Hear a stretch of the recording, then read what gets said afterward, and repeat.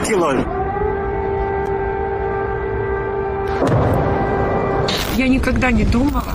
For all his bombs and tanks and missiles, I don't believe that the Russian dictator will ever subdue the national feeling of the Ukrainians. Ми вводимо воєнний стан на всій території нашої держави.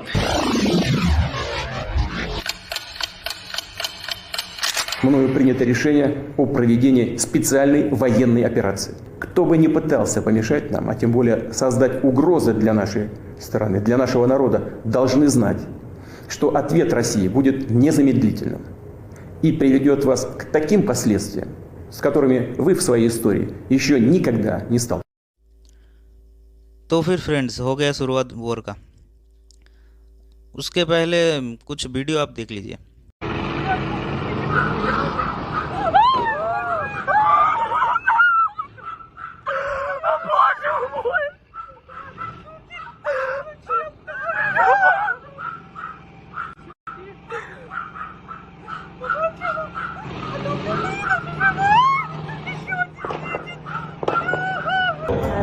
Russian tanks going towards Ukraine border.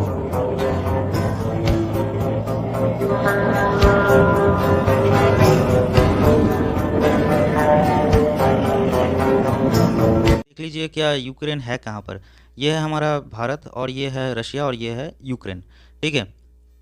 उसके बाद जो आप अगर world wide देखेंगे तो Ukraine Russia से बहुत ही छोटा है, ठीक है, बहुत ही छोटा है, ठीक है। और क्लोजली अगर देखेंगे तो यूक्रेन का ज़्यादातर पार्ट ही यूरोप में है। ऊपर बेलारूस, पोलैंड, रोमानिया, हंगरी और हम उसके उसमें बेलारूस जो है वो प्रो रशिया है, ठीक है। और जो ज़्यादातर यूक्रेन का पार्ट यूरोप में ही निकलता है, यूरोप में ही ज़्यादातर रहता है यूक्रेन का पार्ट, ठीक है। तो ये जो पहले जो ये जो युद्ध हो रहा है इसका पास्ट क्या है, इसका पास्ट बैकग्राउंड क्या है, तो आप लोगों को पहले जानना होगा कि यूक्रेन पहले यूएसएसआर का पार्ट था, ठीक है, मतलब रशिया का ही पार्ट था, ठीक है। तो USSR means union of Soviet socialist Republic, ठीक है, ठीक है। तो फिर यूएसएसआर में जब 1991 में, ठीक है, कोल्ड वॉर के ख़त्म के वक्त ये यूएसएसआर 11 कंट्रीज़ में डिवाइड हो गया था। वो 11 कंट्रीज़ क्या था? रशिया, एस्टोनिया, लतीविया, लिथुआनिया, ठीक है, Belarus, Ukraine, Moldova, Georgia, Armenia, Azerbaijan, Kazakhstan, Kyrgyzstan, Uzbekistan and Tajikistan and Turkmenistan, ठीक है। ये 11 कंट्रीज़ में डिवाइड हो गया था रशिया, ठीक है, मतलब यूएसएसआर। उसका मेन जो पार्ट था वो रशिया था। रशिया के लिए एक इम्पॉर्टेंट पार्ट था यूक्रेन, ठीक है, बहुत ही इम्पॉर्टेंट पार्ट था यूक्रेन। यूक्रेन का कभी रशिया कभी भी नहीं चाहता था कि यूक्रेन रशिया से अलग हो। इसके पीछे बहुत सारे रीज़न है, ठीक है। देखिए दुनिया में ना कोई चीज़ सेल्फ इंटरेस्ट के बिना कुछ नहीं होता है, ठीक है। Diplomacy all about self interest. In diplomacy no one is your friend, no one is your मतलब दुश्मन भी नहीं है, ठीक है। तो यूक्रेन के ऊपर रशिया का कोई सेल्फ इंटरेस्ट होगा। इसके पीछे ज़्यादा मेनली रीज़न कुछ है, वो आप लोगों को बाद में बोल रहा हूँ कि रशिया यूक्रेन का अपना ही पार्ट समझता है, ठीक है। वो अलग बात है कि 1991 में ही रशिया बोल दिया कि मतलब ये रशिया जो यूक्रेन जो है वो सोवरेन कंट्री है, ठीक है।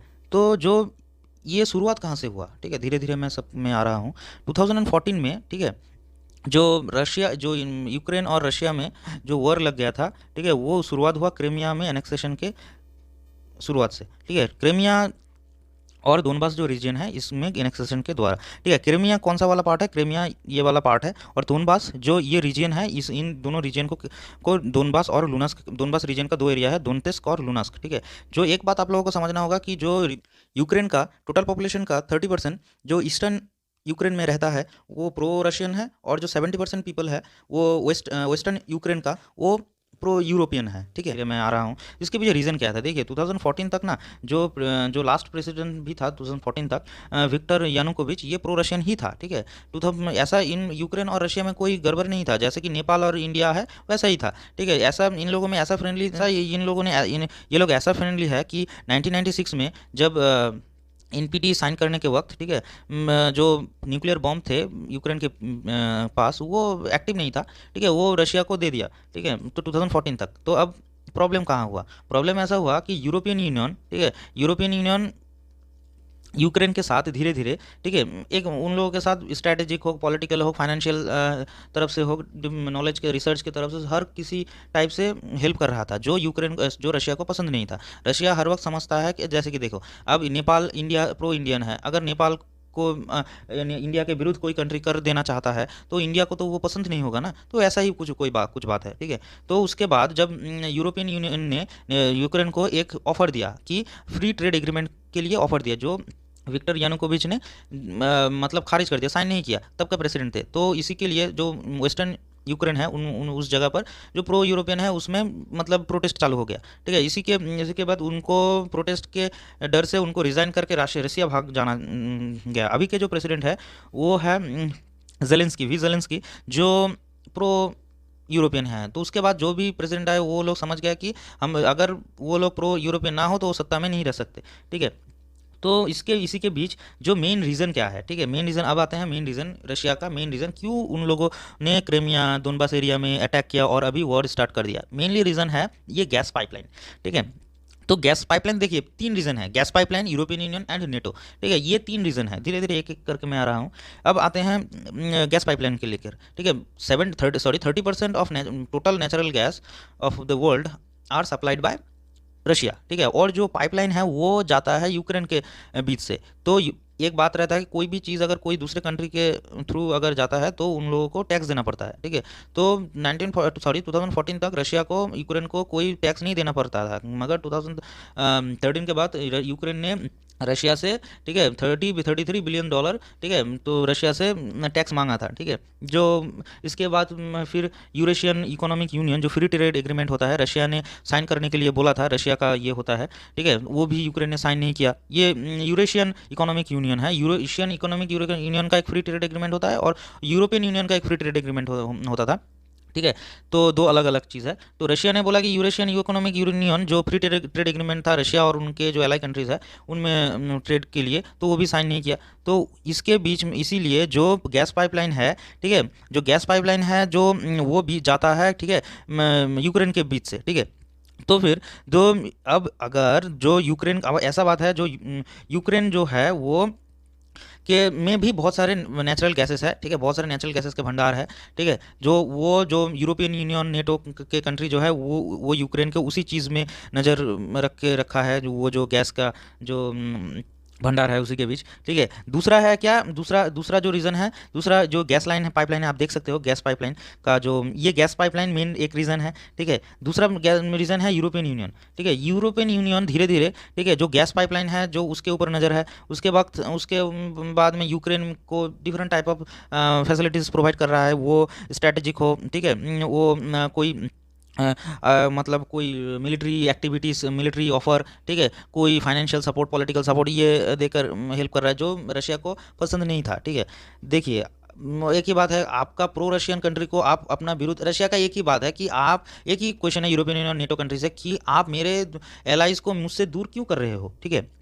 तो फिर 2014 के बाद 2014 के बाद जो प्रेसिडेंट आए, ठीक है, वो प्रो यूरोपियन थे, तो उन्होंने एक इकोनॉमिक एग्रीमेंट साइन किया यूरोपियन एसोसिएशन एग्रीमेंट के नाम से 27 जून को 2014 को, और ये बोल दिया कि this is the first but most decisive step towards European union membership, ठीक है, जो रशिया को एकदम ही पसंद नहीं था, ठीक है।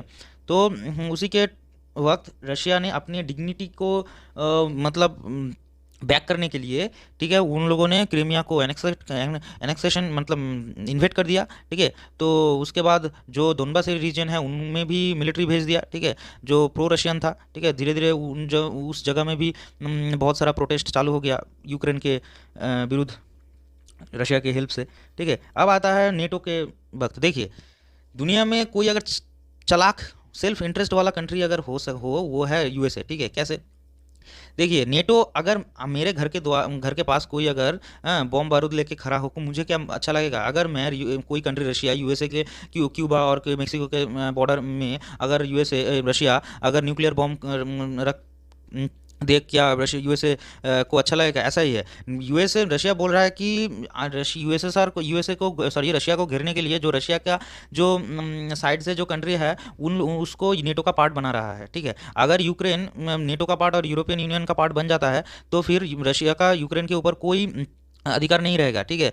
तो हर चीज़ से ही मतलब नुकसान होगा, और ऊपर से ब्लैक सी में रशिया का एंट्री बंद हो जाएगा, ठीक है। तो फिर इसीलिए जो नेटो क्या कर रहा है, जो रशिया के बॉर्डर में जो देखिए पहले जो यूएसएसआर का पार्ट था लिथुआनिया, ठीक है, जो एस्टोनिया, वो छोटे छोटे कंट्री को मतलब नेटो का पार्ट बना रहा है। वो नेपाल को और बांग्लादेश को नहीं बोलेगा कि आप नेटो के पार्ट बन जाओ। वो यूएसएसआर का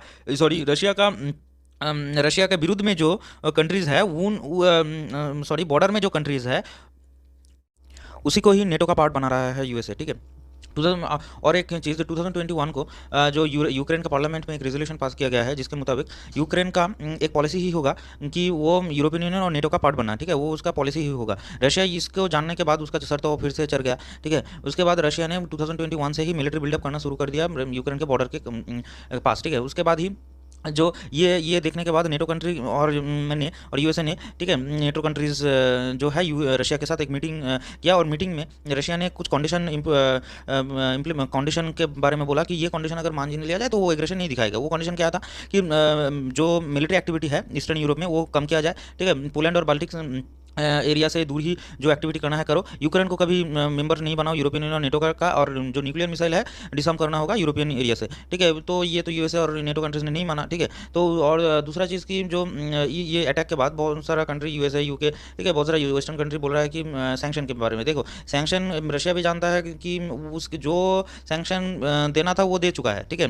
रशिया के ऊपर और कोई सैंक्शन नहीं हो सकता। हाँ, हो सकता है स्विफ्ट बैन हो सकता है, मगर हाँ यूएसए ये नहीं करेगा। क्यों नहीं करेगा? क्योंकि अगर स्विफ्ट बैन कर दिया जाए, जो 30% जो नेचुरल गैस का सप्लाई होता है रशिया से, वो यूरोप में बंद हो जाएगा। गोटा पूरा यूरोप ही बंद हो जाएगा, कोई नेचुरल गैस जाएगा ही नहीं, ठीक है। तो ये नहीं करेगा यूएसए।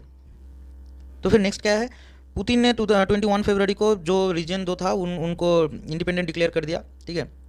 इंडिपेंडेंट डिक्लेयर कर दिया और वोटिंग करवा के, बिकॉज ऑफ दो रीजन्स आर प्रो रशियन, ठीक है। तो वोटिंग करवा के वो इंडिपेंडेंट कंट्री घोषित कर दिया, ठीक है। और उसके बाद ही यूएनएससी में भी मीटिंग हुआ है, ठीक है, जिसके अगेंस्ट ही 3 कंट्री जो इंडिया, चाइना एंड जो यूएई है वो मतलब रशिया के विरुद्ध में वोटिंग नहीं किया है, ठीक है। वो अलग मैटर है। वो बाद में क्यों किया, किस लिए नहीं किया, वो अलग से डिस्कशन होगा।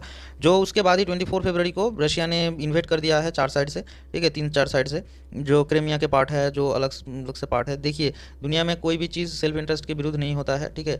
जो यूएसए भी सेल्फ इंटरेस्ट में काम कर रहा है, रशिया भी सेल्फ इंटरेस्ट में काम कर रहा है, ठीक है। तो देखते हैं क्या होता है, और जो बाइडेन भी क्या बोल रहा है वो भी सुन लीजिए। तो फिर ये सब होने के बाद देखते हैं क्या होता है, ठीक है। Thank you. Afternoon. Today I'd like to provide an update on the crisis involving Russia and Ukraine. From the beginning of this crisis, I have been absolutely clear and consistent. The United States is prepared no matter what happens. We are ready with diplomacy to be engaged in diplomacy with Russia and our allies and partners to improve stability and security in Europe as a whole. And we are ready to respond decisively to Russian attack on Ukraine, which is still very much a possibility.